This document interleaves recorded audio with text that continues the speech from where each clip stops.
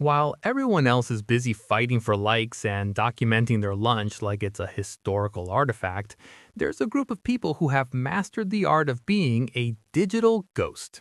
They have 500 followers, 0 posts, and a profile picture of a sunset from 2018.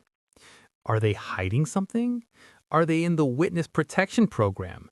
Or have they simply figured out something about human psychology that the rest of us are missing?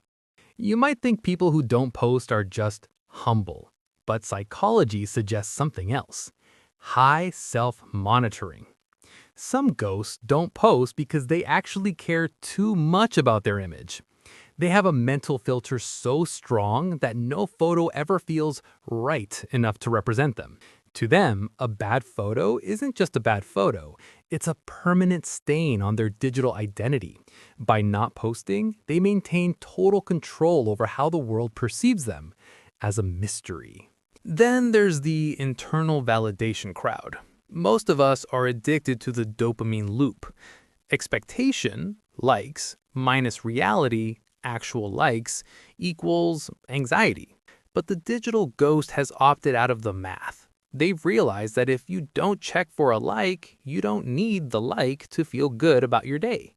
They're living the experience, while the rest of us are busy producing the experience for an audience. There is also a certain power move in being the one who watches but isn't watched. In psychology, this is known as an information asymmetry. They know what you had for breakfast, that you went to the gym for 4 minutes, and that you're still totally over your ex. Meanwhile, you know nothing about them. They are the silent observers of the digital coliseum. It's not that they're boring, it's that they're the only ones in the room with a secret. One of the biggest reasons the posters post is something psychologists call the spotlight effect. It's the ego-driven belief that everyone is paying way more attention to our appearance and flaws than they actually are. The digital ghost has accidentally cured themselves of this. By not posting, they've realized the cold, hard, liberating truth: nobody is thinking about you as much as you think they are. While the poster spends 20 minutes picking a filter to hide a stray hair, the ghost is at home eating cereal in their pajamas, fully aware that the digital world won't stop spinning if they don't show their face. It's not a lack of confidence, it's a surplus of freedom. On a deeper level, some ghosts have a dismissive, avoidant attachment style. They value independence so much that the idea of asking for attention via a photo feels needy or weak. They don't want to be perceived, because being perceived feels like being judged. There's also the curation fatigue factor.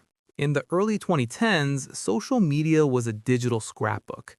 Today, it's a full-time job. For many, the ghost lifestyle is a silent protest against the performative economy. Every photo you post is a request for a performance review. Like, you passed. No like, you failed. The psychology of the unposted is often just a refusal to work for free for a tech giant's algorithm. They aren't antisocial, they're just anti-performance. They'd rather be a real person in a room than a JPEG on a server in California. So the next time you see a profile with 0 posts and a sunset from 2018 as a profile picture, don't pity them for being boring. Fear them, because they are the only ones in the room who aren't being tracked by the validation police. They've decoupled their self-worth from a like count and traded a digital audience for a real-life presence. Whether they're a psychological genius who has defeated the dopamine overlords, or they just really hate how their nose looks in 4K, they've realized a liberating truth: you don't have to post your life to prove that it's happening. They aren't missing out on the digital world. They're finally checking into the real one. Which one are you? The overposter or the digital ghost? Tell me in the comments. I promise I won't look at your empty profile. If you liked the video, like and subscribe.